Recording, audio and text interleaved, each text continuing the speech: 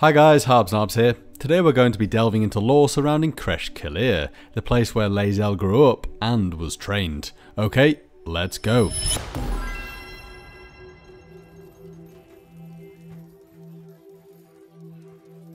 So, we get a lot of information regarding this Crèche in the 5th edition adventure Waterdeep Dungeon of the Mad Mage.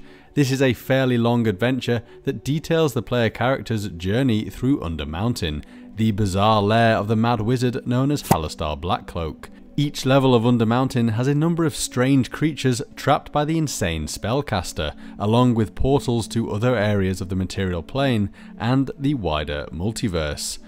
On level 16, we can see the following. Githyanki recently turned the Crystal Labyrinth into an outpost of their interplanar empire. It houses a gate to Stardock, a hollowed out asteroid in orbit around the planet Toril, one of many that form the asteroid cluster known as the Tears of Selûne. The real reason the Githyanki want an outpost here is because Illithids have taken up residence in level 17, and the Githyanki need a base from which they can slowly root them out. However, we won't be focusing on the Crystal Labyrinth here, so we'll get straight into the actual asteroid itself. The Githyanki also transformed Stardock into a Crèche, a fortress dedicated to raising and training young warriors. Because creatures do not age on the astral plane, the Githyanki must bring their offspring to the material plane to mature. Unfamiliar with the asteroid's actual name, the Githyanki refer to Stardock as Crèche K'liir.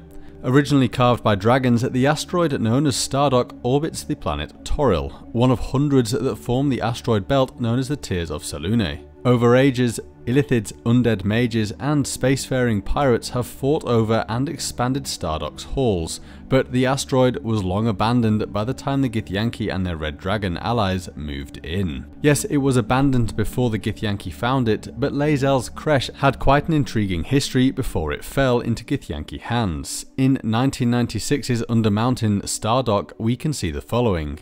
The open central cavern that now provides entry to the inner chambers of Stardock was once the lair of some species of dragon hitherto unknown in the realms. Over 300 years ago, the Illithids of Glyth built and maintained an outpost here, dug from the solid rock by the claws of enslaved Umberhulks. The outpost has been in use off and on for the past 2 centuries by the Glyth mind flayers. I've done a video on Glyth in the past which is linked below. Basically, Glyth is another planet relatively close to Toril.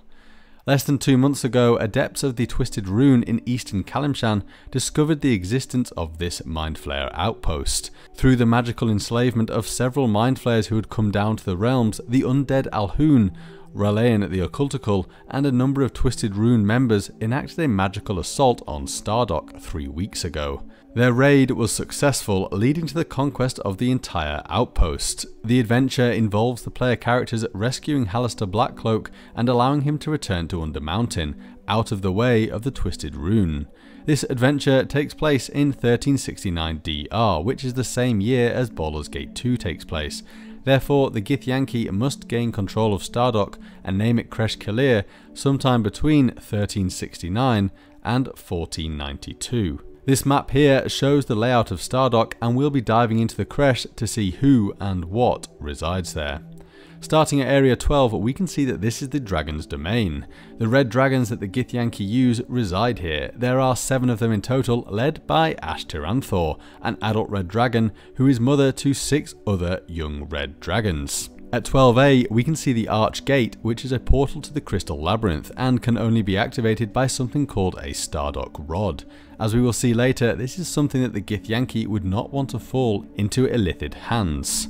At 12B is a shrine to Tiamat. The red dragons are ultimately loyal to the goddess of evil dragons, not the Lich Queen Vlaakith. However, the Githyanki have an agreement with Tiamat that they can use red dragons, hence why we see them riding them in this cinematic. Although I theorised in the past that these riders could have come from Crèche K'liir, I'm now completely satisfied that this isn't the case. Although there isn't a specific date listed in Waterdeep Dungeon of the Mad Mage, Christopher Perkins, the lead game designer over at Wizards of the Coast, confirmed that it is set in 1492 DR, which is the same year as Baldur's Gate 3 and Descent into Avernus. Therefore, it can be assumed that Lae'zel knows the Githyanki that I'm about to talk about. At area number 13, we can see Jerath's quarters. Jerath is a blinded Githyanki knight with no eyes as he lost them battling an Ulitharid, displayed in area 9 of the Crystal Labyrinth. At number 15, we can see an area that Lae'zel would have been very familiar with, due to the fact that it is for Githyanki trainees. There are straw dummies, climbing apparatus, and Gith inscriptions on the walls which recount the crimes perpetrated by the Githzerai and the Mind Flayers against the Githyanki. A tutor who is a Githyanki knight called Kaltav dwells nearby in the tutor's quarters. In this area is also the Githyanki quarters, where young Githyanki sleep. However, Crèche K'liir, despite its name, is not only an asteroid where the young go to train. There are also training facilities for Gish, who utilise arcane and psionics during combat. At area 20 we can find the dock, which has been carved out of the asteroid itself. Because the dock is built along the asteroid's gravity plane, creatures can stand on its underside as easily as atop of it. The experience of standing on the top side or underside of the dock can be disorientating, what with the planet Toril looming large below the asteroid. The adventure actually talks about spacefaring vessels arriving here to bring supplies to the inhabitants of Stardock. If you want to expand the character's adventure to the widest possible extent, a Githyanki astral ship or a spelljamming vessel could arrive while the characters are exploring Stardock. Where such a ship would go next is up to you.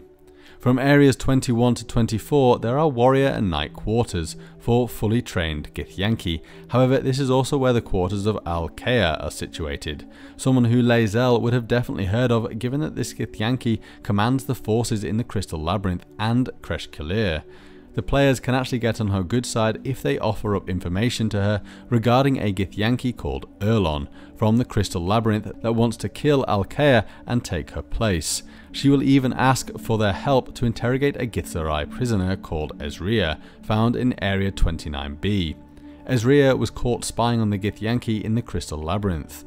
They have been torturing him for information, hoping to learn how many other Githzerai are nearby. In Area 29C, there are 2 imprisoned Mind Flayers from level 17. I mentioned this level earlier as it is the reason the Githyanki are in Undermountain. The Illithids are called Telzact and Yeluit. What's interesting about level 17 is that the Illithids there are developing a powerful dream tool where unconscious creatures are placed in psipods and their experience is used to create a realistic simulation of Waterdeep.